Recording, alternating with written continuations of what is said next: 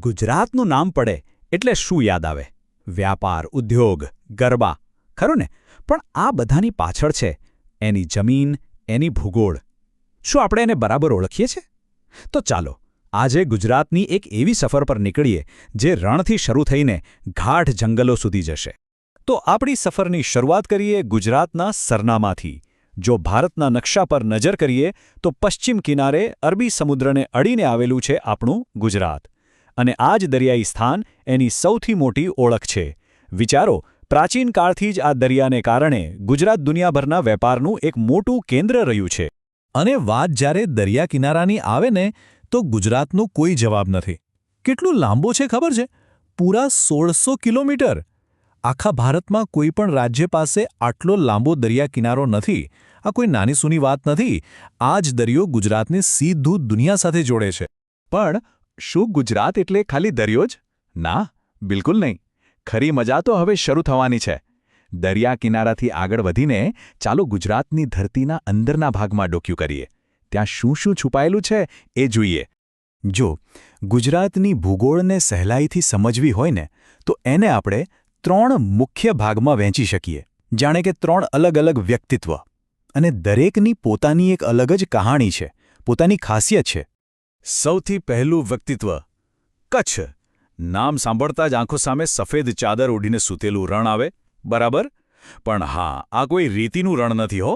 આ તો છે મીઠાનું રણ, સફેદ રણ, જેની સુંદરતા જોવા તો દુનિયાભરમાંથી લોકો આવે છે.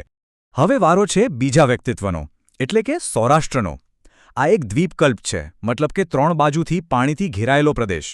અને એની ખાસિયત શું છે ખબર છે? એની વચ્ચે આવેલી ટેકરીઓ.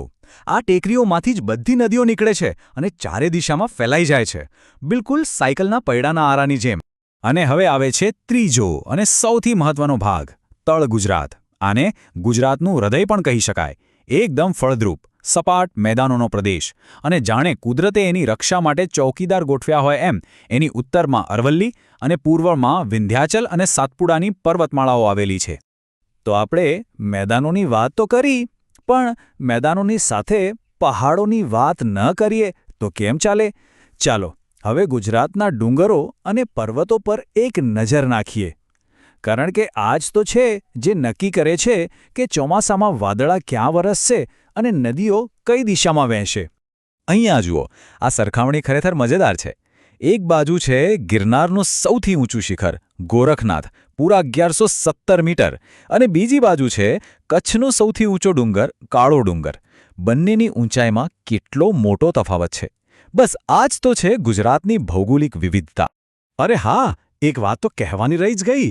આ ડુંગરોની વચ્ચે છુપાયેલું છે ગુજરાતનું પોતાનું એકનું એક હિલ સ્ટેશન, સાપુતારા.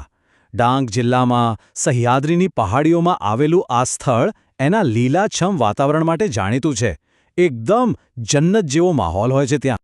પર્વતોની વાત થાય એટલે નદીઓ તો યાદ આવે જ, કારણ કે નદીઓનો જન્મ જ પર્વતોમાંથી થાય છે. અને સાચું કહીએ તો ગુજરાતની નદીઓ એની જીવાદોરી છે. સદીઓથી આ નદીઓએ જ અહીંની જમીનને અને સંસ્કૃતિને સિંચી છે. ગુજરાતની નદીઓની સિસ્ટમ પણ એના પ્રદેશો જેવી જ છે, એકદમ વૈવિધ્યસભર. જેમ કે તળ ગુજરાતમાં નર્મદા અને તાપી જેવી મોટી નદીઓ છે. સૌરાષ્ટ્રમાં જેમ આપણે વાત કરી, નદીઓ કેન્દ્રમાંથી બહાર તરફ વહે છે.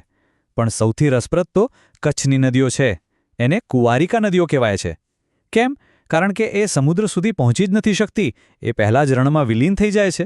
અને આ બધી નદીઓમાં જો કોઈ હીરો હોય તો એ છે નર્મદા. એને ગુજરાતની જીવાદોરી કહેવામાં જરાય અતિશયોક્તિ નથી. કેમ? કારણ કે એના પર બનેલો સરદાર સરોવર ડેમ જ છે જે ગુજરાતના ગામે ગામ સુધી પાણી પહોંચાડે છે. અને હા, દુનિયાની સૌથી ઊંચી પ્રતિમા સ્ટેચ્યુ ઓફ યુનિટી પણ આ જ નર્મદાના કિનારે શાનથી ઊભી છે. તો જુઓ, પર્વત, નદી અને આ બંને ભેગા મળીને બનાવે છે જમીન. અને જમીન પર શું થાય? ખેતી. સીધી વાત છે, જેવી જમીન હોય એવો જ પાક ઉગે. ચાલો એના થોડા ઉદાહરણ જોઈએ. જેમ કે દક્ષિણ ગુજરાતમાં ભરૂચ અને સુરત પાસે કાનમ પ્રદેશ આવેલો છે. અહીંની જમીન છે કાળી. અને કાળી માટીની ખાસિયત એ છે કે એ ભેજને લાંબો સમય પકડી રાખે છે. બસ કપાસના પાકને આ તો જોઈએ. એટલે જ અહીંનો કપાસ આખા દેશમાં વખણાય છે. હવે ચાલો મધ્ય ગુજરાતમાં. અહીં ચરોતર પ્રદેશ છે, જેની જમીન છે ગોરાડુ, એટલે કે કાંપવાળી અને ફળદ્રુપ. અને આ જમીન તમાકુના પાક માટે એકદમ બેસ્ટ છે. એટલા માટે જ તો ચરોતરને પ્રેમથી સોનેરી પાનનો મુલક પણ કહેવામાં આવે છે. તો અત્યાર સુધી આપણે રણ જોયું, પહાડ જોયા, મેદાન અને દરિયો પણ જોયા. હવે વિચાર કરો કે આ બધું ભેગું મળીને કેવા અદ્ભુત વન્યજીવનને સાચવતું હશે.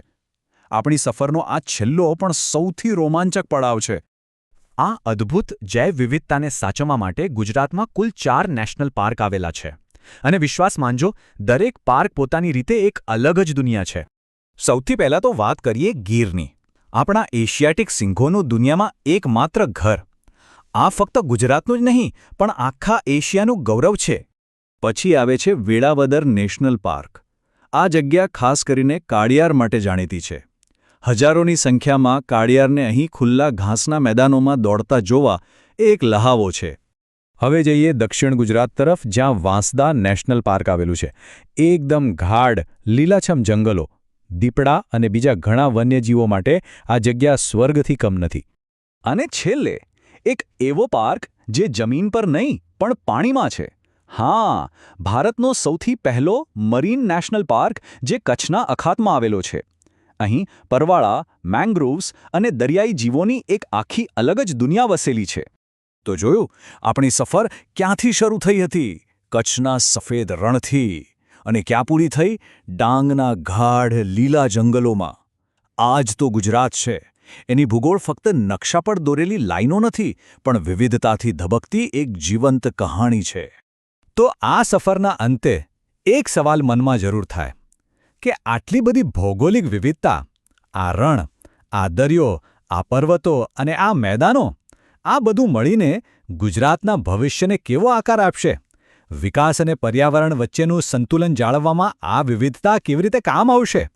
વિચારવા જેવો સવાલ છે, ખરું ને?